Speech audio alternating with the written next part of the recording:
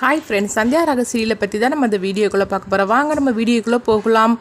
கதிர் தாலியை கீழே தள்ளி விட்டுட்டா அப்படின்னு சொல்லிட்டு புவனேஸ்வரியும் பசுபதி எல்லாருமே ஆர்ப்பாட்டம் பண்ண ஆரம்பிச்சிருந்தாங்க. அப்போ ரகுராம் ஓடி பார்த்தோம்னா கதிரை போட்டு அடிச்சிருந்தாங்க. இதுக்கு மேலேயும் இந்த வீட்டில் நீ ஒரு நிமிஷம் கூட இருக்கக்கூடாது, ஒழுங்கு மரியாதை வீட்டை விட்டு போட அப்படின்னு சொல்லி விரட்டி விடவும் கதிர் எவ்வளவோ சொல்கிறதுக்காக வராங்க. ஆனால் ரகுராம் கேட்குற நிலமையில இல்லை. கதிரும் வீட்டை விட்டு வந்துருந்தாங்க. அடுத்ததாக புவனேஸ்வரி, கார்த்தி, பசுபதி 3 பேர் தான் காட்டுறாங்க. அப்போ அந்த பசுபதி புவனேஸ்வரிட்ட சொல்கிறாங்க, நான் தாலியை கீழே தள்ளி விடும் போது அந்த மாயை கவனிச்சிட்டா அப்படிங்கிறாங்க. என்னப்பா சொல்கிறீங்க அப்படிங்கும்போது, ஆமாம், அந்த தாலியை கீழே தள்ளி விடும் போது வேறு யாருமே பார்க்கல, ஆனால் அந்த மாயை மட்டும் பார்த்துட்டா. இப்போ என்ன நடக்க போதோ தெரியல அப்படின்னு சொல்லவும் அப்போ புவனேஸ்வரி மாயா சொல்கிறதெல்லாம் யாருமே கேட்க மாட்டாங்க, அதனால நீ ஒன்றும் கவலைப்படாதண்ணா, நான் பார்த்துக்கிறேன் அப்படிங்கிறாங்க. இந்த கதிர் சும்மாவே இருக்க மாட்டான் போலுக்கு. கண்டிப்பாக இப்போ ரொம்பவே கோபத்தோடு இருந்துட்டு இருப்பான். இந்த கல்யாணத்தை தடுத்து நிறுத்ததுக்காக அடுத்து அவன் ஏதாவது பண்ணுவான் அப்படிங்கவும் இப்போ நம்ம அவனை ஏதாவது செய்திடலாமா அப்படின்னு சொல்லி கேட்கும்போது, இல்லை நம்ம அவன் என்ன எதுவுமே செய்திடக்கூடாது, சொல்ல போனாக்க அப்படி செய்துட்டோம்னா இந்த கல்யாணத்தை நம்ம நடத்தவே முடியாது. அதனால எது செய்தாலும் சரிதான், ரகுராம் வச்சு தான் நம்ம செய்யணுமே தவிர நம்ம அவனை டச் பண்ணிடவே கூடாது அப்படிங்கிறாங்க. அப்போ கார்த்தி சொல்கிறாங்க, எப்படியாவது இந்த கல்யாணத்தை நடத்திட்டோம்னா அப்புறமா நம்ம நினச்சது எல்லாமே நடக்கும் அப்படிங்கிறாங்க. அப்போ புவனேஸ்வரி சொல்கிறாங்க, நான் இத்தனை நாள் எதுக்காக காத்துட்டு இருந்தோனோ அது கண்டிப்பாக நடக்கணும்னா கார்த்தி தனக்கழுத்தில் தாலி கட்டியே தீரணும், ஒரு நாள் மட்டும் அவ கூட வாழ்ந்துட்டு அடுத்த நாள் அவளை வீட்டை விட்டு அனுப்பி விட்டுறணும் அப்படின்னு சொல்லிட்டு இருக்கிறாங்க. இந்த மாதிரிக்கு அடுத்து கதிரை தான் காட்டுறாங்க. கதிர் மாயாவுக்கு ஃபோன் பண்ணி, நீ உடனே இந்த கோயிலுக்கு வா, நான் அங்கே தான் இருக்கிறேன் அப்படிங்கவும் மாயாவும் அங்கே வந்துருந்தாங்க. வந்ததுமே கதிர்கிட்ட கேட்குறாங்க, என்ன கதிர், எதுக்காக இந்த மாதிரிலாம் நடந்துச்சு அப்படிங்கும் போது அப்போ கதிர் சொல்கிறாங்க, கார்த்தி நல்லவனே கிடையாது, நான் சொல்கிறது கேளு, அவன் தனத்தை கழுத்தில் தாலி கட்டிடக்கூடாது, அப்படி மட்டும் அவன் தாலி கட்டிட்டான்னா அதுக்கப்புறமா தன வாழ்க்கையை நம்ம காப்பாற்றவே முடியாது, நீ தான் இது செய்யணும் அப்படிங்கிறாங்க.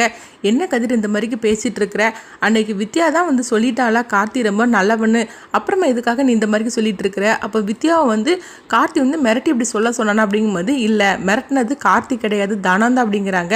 என்னது தனமா அப்படின்னு சொல்லிட்டு மாயா கேட்கும்போது, ஆமாம், தனம் அந்த அளவுக்கு அவன் மேலே லவ் வச்சிருக்கிறான், அதனால தான் இந்த மாதிரிக்கு அவளை சொல்லிட்டா, வித்யாவும் பொய் சொல்லிட்டா அப்படிங்கிறாங்க. இப்போ என்ன தான் பண்ணுறதுக்கு அப்படிங்கும்போது, நீ தான் அந்த கல்யாணத்தை எப்படியா தடுத்து நிறுத்தணும், சொல்ல போனாக்கி மாமா கிட்ட இதை பற்றி நீ தான் பேசணும் அப்படிங்கிறாங்க. உடனே மாயாவும் யோசனை பண்ணுறாங்க. சரி, நான் பெரியப்பட்ட பேசி பார்க்குறேன் அப்படின்னு சொல்லிட்டு மாயா வீட்டுக்கு வராங்க. அடுத்தது ரகுராம் கிட்ட சொல்கிறாங்க, கதிர் சொன்னது ஒருவேளை உண்மையாக இருக்குமோ, கொஞ்சம் யோசனை பண்ணி பாருங்க பெரியப்பா அப்படிங்கவும் ரகுராம் கேட்குற நிலமையில இல்லை. அவங்க கதிரை போட்டு திட்டி விட்டுருந்தாங்க. மாயா சொல்ல போனால் இந்த விஷயத்தை நீ தலையிடாத, கதிர் தான் இந்த மாதிரிக்கெலாம் பேசிகிட்டு இருக்கானா, நீ இந்த மாதிரிக்கெலாம் பேசாத, சொல்ல போனாக்கி இந்த குடும்பம் ஒன்று சேர போகிறதே தனத்தோட கல்யாணத்தில் தான், அதனால நீ இந்த மாதிரிக்கெலாம் நீ பண்ணாத அப்படின்றாங்க. இதனால மாயாவுக்கு வேறு வழியே தெரியல, என்ன பண்ணுறதுக்குன்னு யோசனை பண்ணும்போது, சரி பெரியமாட்ட பேசலாம் அப்படின்னு சொல்லிட்டு அவங்க ஜானகி எங்கன்னு சொல்லி கேட்கும்போது, ஜானகி கோயிலுக்கு போயிருக்கிறாங்க அப்படிங்கிறாங்க. அப்போ ஜானகி கோயிலை பார்க்கறதுக்காக அங்கே மாயா வரும்போது ஜானகிட்ட ஒரு சாமியார் சொல்கிறாங்க, உன் பொண்ணுக்கு கல்யாணம் நடக்க போகுது, சொல்லப்போனால் உன் பொண்ணு கல்யாணத்தினால இந்த குடும்பத்தில் பெரிய பிரச்சனையும் ஏற்பட போகுது அப்படிங்கிறாங்க. இதை மாயா நின்று கேட்டுட்டு இருக்கிறாங்க. இதை கேட்டதுமே ஜானகி அதிர்ச்சி அடைகிறாங்க. என்ன சாமி சொல்கிறீங்க அப்படிங்கும்போது, ஆமாம், உன் பொண்ணுக்கு கல்யாணத்தில் ஒரு உயிர் போக போகுது அப்படிங்கிறாங்க. இது கெட்டதுமே ஜானகிக்கு தூக்கி வாரி போட்ட மாதிரி ஆயிடுது. என்ன சாமி சொல்கிறீங்க, என் பொண்ணு கல்யாணத்தில் ஒரு உயிர் போக போகுது அப்படிங்கும்போது, ஆமாம், இந்த கல்யாணத்தினால பெரிய பிரச்சனையே உருவாக போகுது அப்படின்னு சொல்லி இந்த சாமியார் சிரிக்க ஆரம்பிச்சிடவும் இதை கேட்டதுமே ஜானகி ரொம்பவே பயப்பட ஆரம்பிச்சிருந்தாங்க.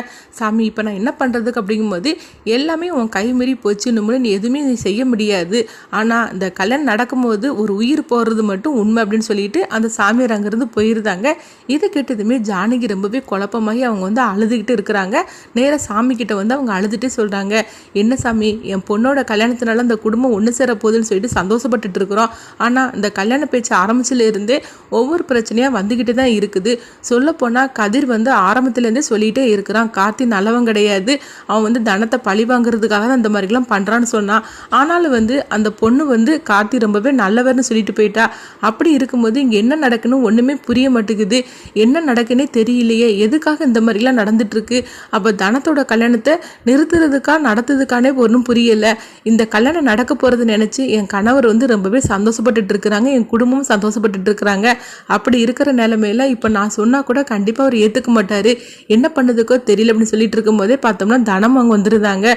பெரியம்மா அப்படின்னு சொல்லி கூப்பிடும் போது, மாயா நீ எப்போ மாயா கோயிலுக்கு அப்படிங்கவும் அப்போ மாயா சொல்கிறாங்க, உங்ககிட்ட அந்த சாமியார் சொன்னது எல்லாத்தையும் நான் கேட்டு தான் இருந்தேன் பெரியம்மா அப்படிங்கவும், இதை கேட்டதுமே வந்து அவங்க ஜானகி சொல்கிறாங்க, இப்போ என்ன பண்ணதுக்கோ தெரியல அப்படிங்கும்போது கதிரும் எவ்வளவோ சொல்லிட்டு இருக்கிறான் கார்த்தி நல்லவன் கிடையாதுன்னு.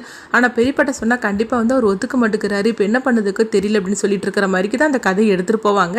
அடுத்து வந்து இந்த கல்யாணத்தை நிறுத்ததுக்காக ஜானகியும் மாயாவும் வந்து ரகுராம்கிட்ட வந்து இதை பற்றி பேசுவாங்களா, இல்லைன்னா இவங்க 2 பேரும் சொன்னாலும் அவர் வந்து ஏற்றுக்கிற நிலமையில இருப்பாரா, இல்லைன்னா அந்த கல்யாணம் நடந்தே தான் தீரும்னு சொல்லிட்டு ஒரு முடிவு எடுப்பாங்களா, அடுத்து அந்த கதை என்ன மாதிரி கொண்டுட்டு போவாங்கன்னு நம்மளும் வெயிட் பண்ணி பார்க்கலாம்.